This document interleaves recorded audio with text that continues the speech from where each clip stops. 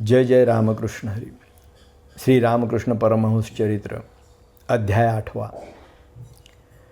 रामकृष्ण परमहंसांना जरी व्यवहार विद्येचे यथायोग्य शिक्षण मिळालेले नव्हते, तरी त्यांची स्मरणशक्ती इतकी तीव्र होती की एकदा कानावरून गेलेली गोष्ट ती कधी विसरत नसत. त्यांना अलीकडे अध्यात्म रामायण ऐकण्याची इच्छा झाली आणि त्यांनी आपल्या एका शिष्याला ते मूळ वाचाव्यास सांगितले. ते श्रवण करीत असता त्यांच्या दुसऱ्या एका शिष्याने येऊन विचारले की यातील अर्थ का ऐकत नाही.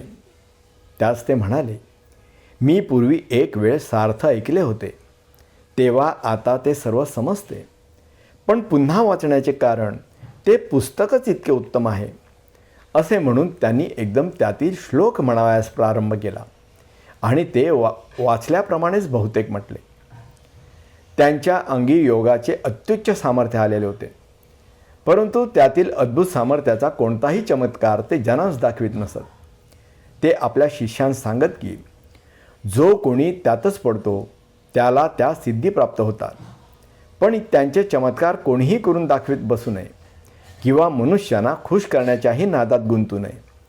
सिद्धी ह्या मोक्षमार्गातील लहानसे विघ्नच आहे, कारण त्यांच्या योगाने मनुष्याचे मन त्यांचा तो श्रेष्ठ पल्ला ब्रह्मप्राप्ती त्यांच्यापासून ढळते व जे कोणी त्यांच्याच नादाला लागतात त्यांना तशा प्रकारच्या सिद्धी प्राप्त होतात, हे खचित आहे.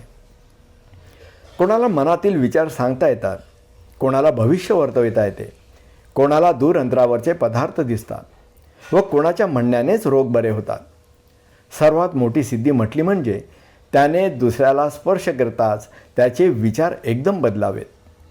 कित्येक अशा हस्तस्पर्शाने तत्काल समाधी लावतात आणि त्यामध्ये देव इत्यादिकांचे दर्शनही घडते आणि बऱ्याच कालपर्यंत बाहेरचे सारे विस्मरण होते. कित्येकांच्या स्पर्शाने या बाह्य जगामध्ये काहीच फरक पडत नाही, पण त्यांचे विचार बदलून त्यांना निराळीच दिशा लागते. त्यामुळे त्यांना अध्यात्म मार्ग अगदी सहज हस्तगत होतो. उदाहरणार्थ, विषयाशक्त पुरुषांना वाटत असते की आपले विचार विषयापुढील सुखात कधी जाणारच नाहीत. कृपणाची प्रीती सोन्यावरून उतरणार नाही इत्यादी. परंतु असे विचारसुद्धा महात्म्यांच्या कृपेने बदलून त्यांचा मागमोसुद्धा उरत नाही. ह्याच सुमारास मथुरानाथ आपल्या कुटुंबासह काशी यात्रेस गेले होते व त्यांनी रामकृष्ण परमहंस यांचंही बरोबर घेतले होते. त्यांनी हिंदूंची सर्व तीर्थक्षेत्र पाहिली व वृंदावनासही गेले. रामकृष्णांनी नुसती देवालयच पाहिले असे नाही, तर तेथे राहणाऱ्या सर्व साधू संतांची दर्शनं घेतली. सर्व संन्यासी व बैरागी यांस भेटले. काशीचे महान प्रसिद्ध साधू तेलंग स्वामी आणि वृंदावनातील गंगामाता ह्या व्यक्ती त्यांना फार श्रेष्ठ वाटल्या. त्यांनी त्यांना केवळ ब्रह्मज्ञानीच मानले असे नाही, तर साक्षात परमेश्वराचे अवतार मानले. वृंदावनातील देखावे व वर्दी तर त्यांना इतकी मनापासून आवडली. वृंदावनातील देखावे व वस्ती तर त्यांना इतकी मनापासून आवडली की येथेच निरंतर आपण राहावे असे त्यांस वाटले. परंतु वृद्ध माता घराकडे होती. तेवढ्याच ओढीने ते परतले.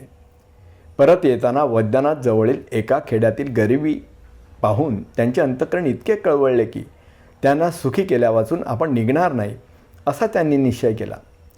ह्याकरिता मथुरानाथांनी कित्येक दिवसपर्यंत राहून त्या सर्व गावाला अन्नवस्त्र पुरवले व थोडा पैसा दिला आणि रामकृष्ण परमहंसांना संतोषित करून बरोबर आणले.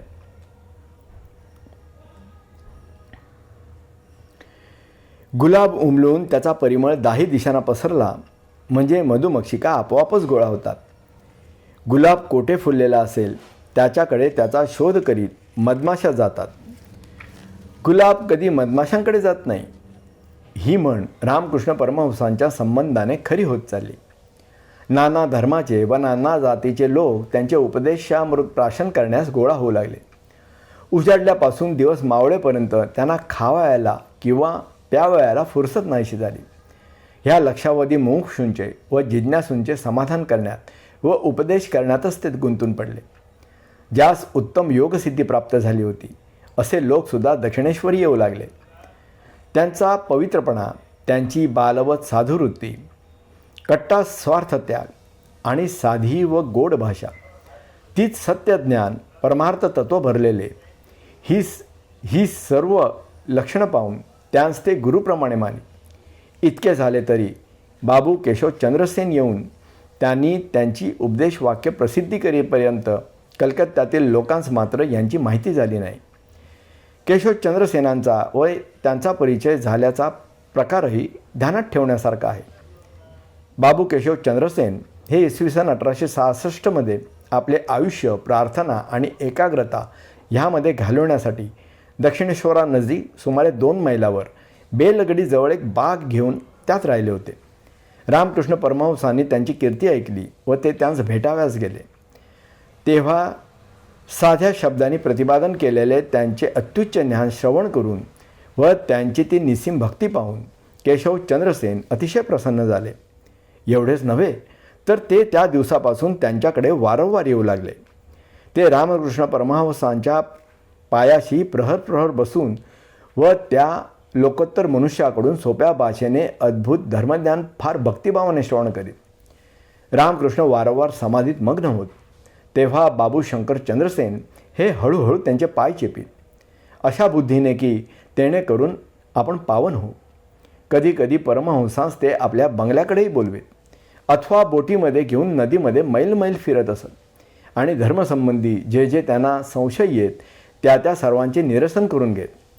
त्यामुळे ह्या उभयतात फारच मैत्री जडली आणि बाबू चंद्रसेनांचा सारा जन्मच बदलून गेला असं म्हटलं तरी चालेल. म्हणजे ते मूर्तिपूजा निषेधक पक्षातील होते ते पूर्ण जुन्या पंथांचे बनले. हा सर्व रामकृष्ण परमहंसांच्या उपदेशाचा परिणाम होय.